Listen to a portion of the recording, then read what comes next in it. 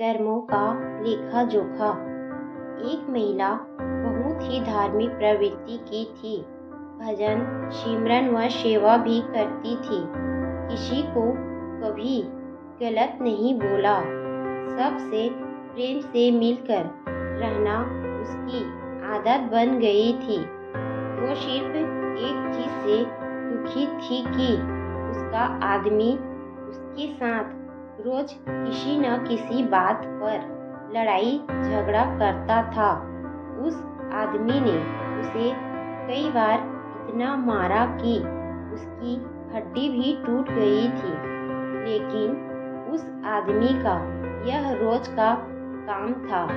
उस महिला ने अपने गुरु महाराज जी से विनती की, हे गुरुदेव, मेरे से कौन भूल हुए हैं। मैं सत्संग में भी जाती हूँ, सेवा भी करती हूँ, भजन सिमरन भी आपके कहे अनुसार करती हूँ, लेकिन मेरा पति मुझे रोज मारता है।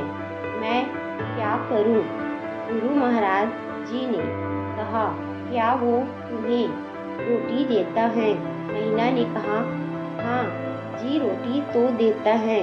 गुरु महाराज जी ने कहा, फिर ठीक है, कोई बात नहीं। उस महिला ने सोचा कि अब शायद गुरु जी की कोई दया हो जाए और वो उसको मारना पीटना छोड़ दे, परंतु ऐसा कुछ नहीं हुआ।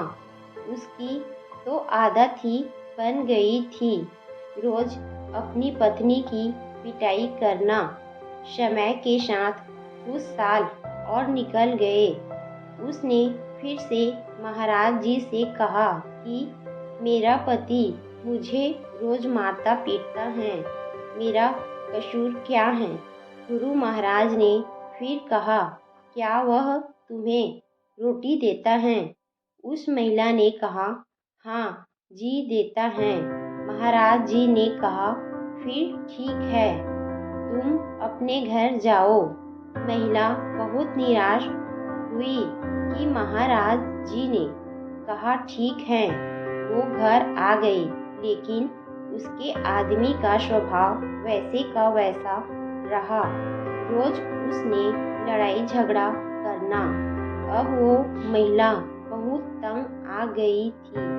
कुछ एक साल गुजरे, फिर गुरु महाराज जी के पास गई और बोली, वो मुझे अभी भी मारता है, मेरी हाथ की हड्डी भी टूट गई है, मेरा कसूर क्या है। मैं सेवा भी करती हूँ, सिमरन भी करती हूँ, फिर भी मुझे जिंदगी में सुख शांति क्यों नहीं मिल रही। गुरु महाराज जी ने फिर कहा, वो तुझे रोटी देता है। उसने कहा, हाँ जी, देता है। महाराज जी ने कहा, फिर ठीक है, परंतु इस बार वह महिला जोर जोर से रोने लगी और बोली कि महाराज जी, मुझे मेरा कसूर तो बताओ। मैंने कभी किसी का बुरा नहीं किया, फिर मेरे साथ ऐसा बर्ताव क्यों हो रहा है। महाराज जी कुछ देर शांत हुए, फिर बोले, बेटी, तुम्हारा पति पिछले जन्म में तुम्हारा बेटा था और तुम उसकी सौतेली माँ थी। तुम रोज उसको सुबह शाम मारती रहती थी और उसको कई कई दिन तक खाना नहीं देती थी। भगवान का शुक्र मना कि इस जन्म में वो तुझे रोटी तो दे रहा है। ये बात सुनकर महिला एकदम चुप हो गई।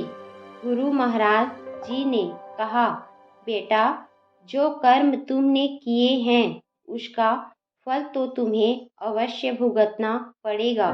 फिर उस महिला ने कभी महाराज जी से शिकायत नहीं की, क्योंकि वो अब सच को जान गई थी।